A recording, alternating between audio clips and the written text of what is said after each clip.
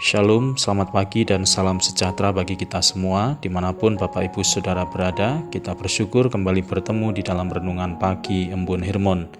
Sebelum kita mendengarkan kebenaran firman Tuhan, mari kita mempersiapkan hati kita dengan berdoa. Bapa di dalam surga, terima kasih untuk berkat-Mu di dalam kehidupan kami. Kami bersyukur pagi yang indah ini boleh menikmati hari yang baru, menikmati nafas kehidupan dan setiap berkat-berkat Tuhan yang begitu luar biasa. Sebelum kami melanjutkan aktivitas kami rindu mendasari kehidupan kami dengan mendengarkan kebenaran firman-Mu. Berbicaralah kepada setiap kami ya Tuhan, kami percaya firman-Mu akan menjadi rema di dalam hidup kami. Di dalam nama Tuhan Yesus kami berdoa. Amin. Bapak Ibu Saudara yang terkasih di dalam Tuhan, pembacaan firman Tuhan kita pagi hari ini dari Injil Matius pasal 26 ayat 41. Demikian firman Tuhan, "Berjaga-jagalah dan berdoalah supaya kamu jangan jatuh ke dalam pencobaan. Roh memang penurut, tetapi daging lemah." Amin. Bapak Ibu Saudara yang dikasihi Tuhan, Tuhan Yesus mengajarkan kepada kita sebagai orang-orang percaya untuk senantiasa berjaga-jaga dan berdoa. Kata berjaga-jaga dalam bahasa aslinya yaitu Gregoreo, yang artinya menaruh perhatian yang sangat serius terhadap suatu hal, berhati-hati atau waspada. Berjaga-jaga juga bisa diartikan orang yang sedang menyalakan lilin dan tetap menjaga agar lilin itu tidak padam karena angin atau hal-hal lainnya. Orang Kristen berjaga-jaga yang pertama untuk menantikan kedatangan Tuhan dan juga bersiap jika waktunya tiba kita dipanggil oleh Tuhan. Tidak ada seorang pun yang tahu kapan Tuhan Yesus akan datang, dan tidak ada seorang pun yang tahu kapan hari kematiannya. Seperti pepatah mengatakan, bukan hanya daun yang kering yang bisa gugur, tetapi daun hijau yang masih segar pun juga bisa gugur. Usia muda dan masih sehat bukan jaminan bahwa kita masih jauh dari hari kematian. Demikian juga sebaliknya. Yang perlu kita percaya adalah semua ada di dalam kendali Tuhan, semua ada di dalam kehendak Tuhan. Karena itu tugas kita adalah selalu siap dan mengerjakan dengan setia setiap bagian yang dipercayakan oleh Tuhan kepada kita. Ada sebuah filosofi hidup yang mengatakan, berpikirlah seakan-akan hari ini adalah hari terakhir kehidupan kita.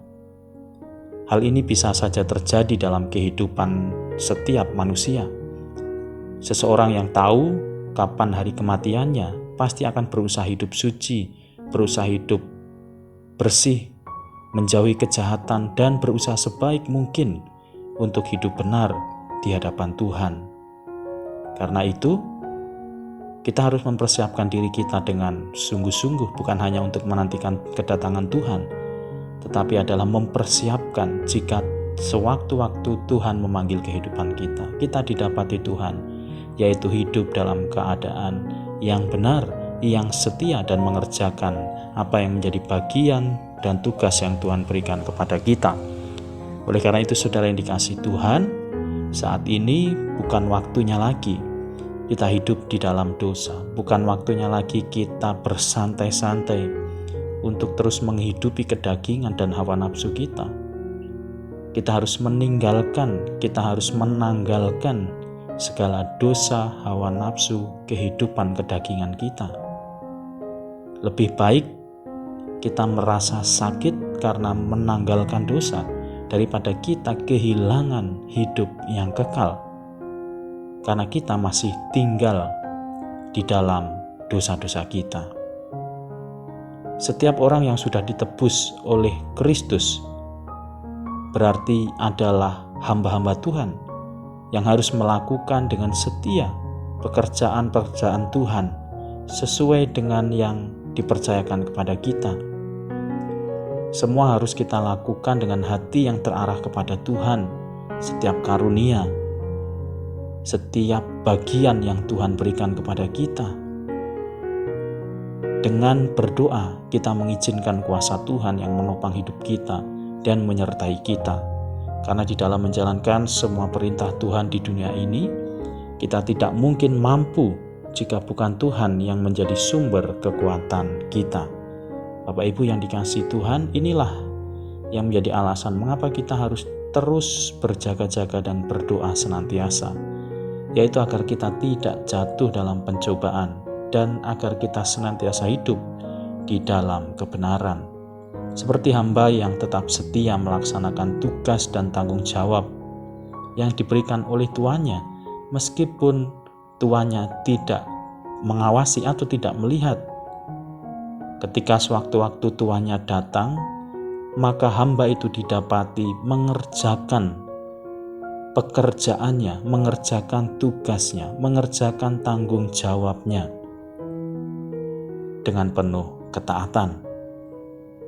Bapak Ibu Saudara, pada perikop ini Tuhan Yesus mendapati murid-muridnya sedang tertidur saat Yesus berdoa di Taman Getsemani. Padahal Tuhan Yesus menyuruh murid-muridnya untuk berdoa dan berjaga-jaga supaya mereka jangan jatuh ke dalam pencobaan. Tertidur berarti mereka sedang dalam kondisi tidak berjaga-jaga. Dan orang yang tertidur biasanya tidak tahu apa yang akan terjadi di sekelilingnya.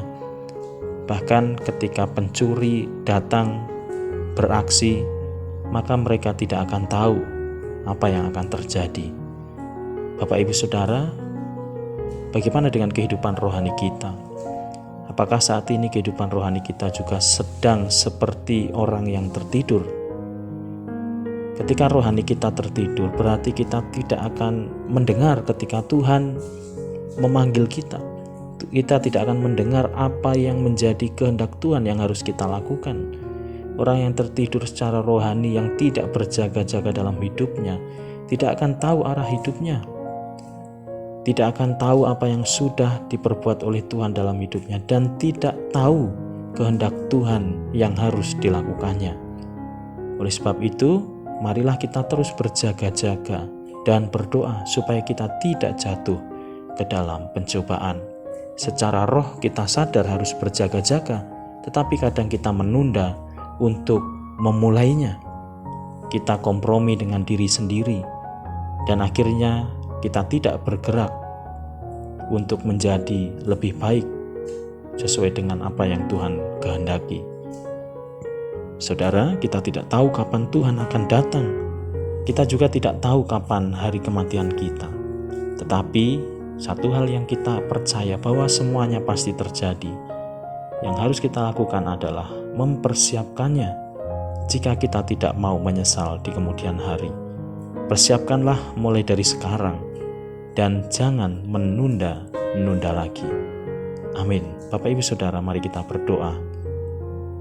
Bapa yang kami kasih di dalam Tuhan, kami bersyukur untuk firman yang Tuhan berikan kepada kami pada pagi hari ini. Kami mau berjaga-jaga di dalam roh kami dan siap mengerjakan dengan setia apapun kepercayaan dan tanggung jawab serta pelayanan yang Tuhan berikan kepada kami.